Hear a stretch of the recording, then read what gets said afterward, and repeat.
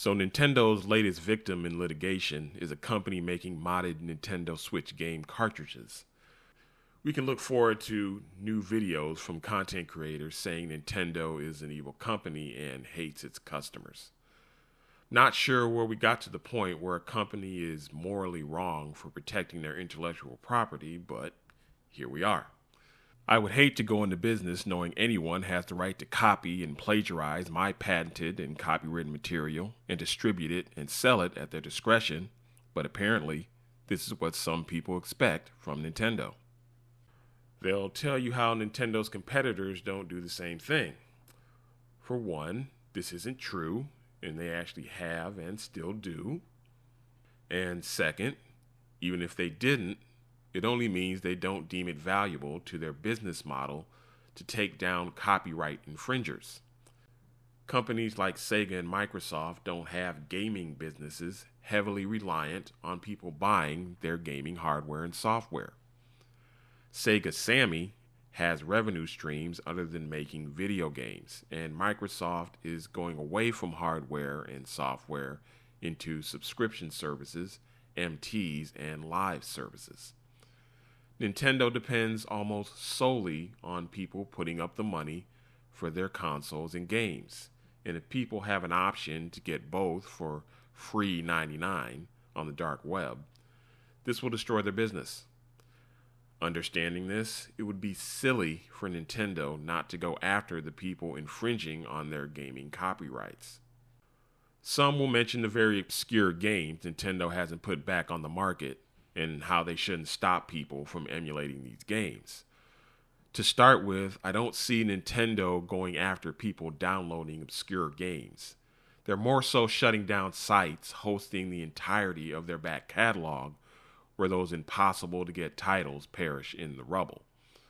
When ROM sites are posting games being made available on NSO, as well as games Nintendo may look to resell in the future, Link's Awakening for the Game Boy, for example, this is ample reason for Nintendo to shut down these sites. It's also the epitome of entitlement to think a company is obligated to sell you their products, and if not, you can just steal them. None of you would want to be under these type of rules with your business selling your products. We don't have the right to dictate whether or not or how a merchant distributes their products. They may not feel re-releasing these particular games is worth their while financially. It can't be just a few people around the world who want the game hardly anyone has heard about. It has to make financial sense for a company to put a game back on the market. A company loses money if they put games on the market no one will buy. Sometimes, however, a company will take a chance on some games simply because they like them and want to give them another chance. They can take these risks because of the commercial success of their more successful products. If you want a company to take more risk on more obscure titles, they need to make as much money as possible on their well-known and successful titles. Piracy can be a hindrance to this. Ultimately, this is not a presentation to say people who pirate games are bad, but rather is to say Nintendo isn't wrong or unethical for doing what they need to do to protect their business interests. Another point to make about Nintendo's litigation of piracy is it's not necessarily about saving a sale. Nintendo taking down Yuzu isn't so much about thinking Tears of the Kingdom would have sold 15 million in 3 days instead of 10 million if not for Yuzu. It's much more about eliminating the option to consume their goods and services by any other means than what they provide, which is through their hardware and software. Nintendo's entire business hinges on the success of their consoles and games. They are indeed stingy with their IP because, in light of their business model, it would be foolish for them not to be. They need to create an environment where people understand messing around with Nintendo's properties is a no-no which can get you into a lot of trouble.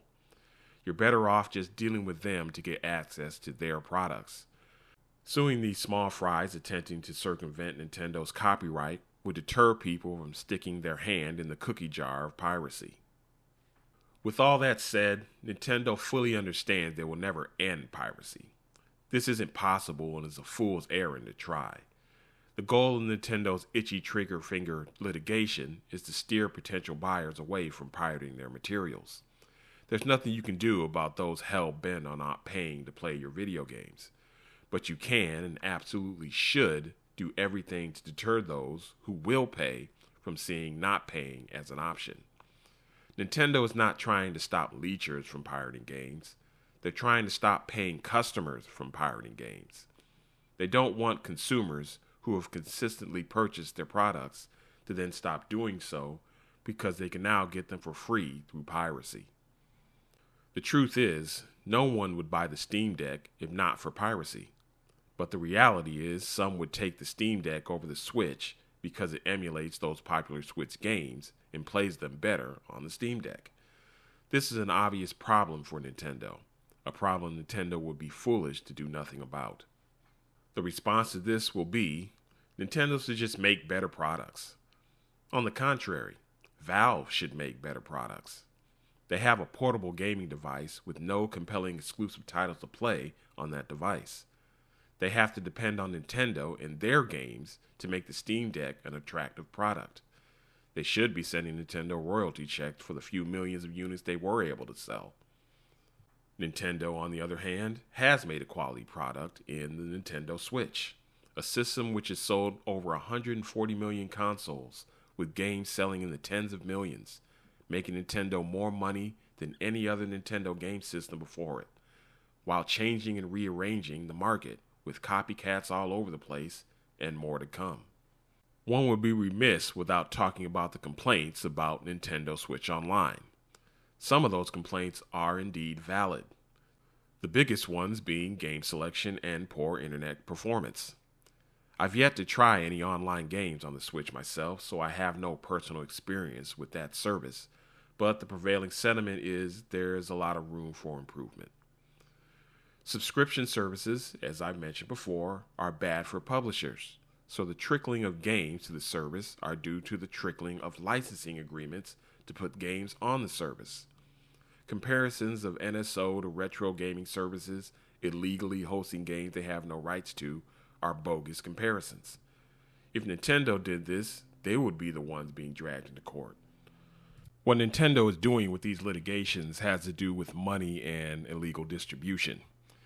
If MigSwitch wasn't selling their products and allegedly including pirated software with their modded cartridges, Nintendo probably would have left them alone. According to the document, Nintendo gave them warning and even attempted to come to some sort of resolution even after the warning was ignored. MigSwitch persisted in their actions. Need I remind people, Ryujinx is still up and running without a peep from Nintendo. There is obviously a way to go about this and not get pinched, but stupid is as stupid does. There are also those who object to Nintendo's subscription model, saying you're only renting games and not owning them. These same people will then say how great a value Xbox Game Pass is, a service which charges you once a month instead of once a year like NSO to rent games. So, yeah, there's that. With other players in the gaming space going to live services and microtransactions, Nintendo is the only remaining player making great games, bringing great value to their gaming console. Taking down pirators is a necessary part of running a successful game console business in the era of emulation and mobile gaming.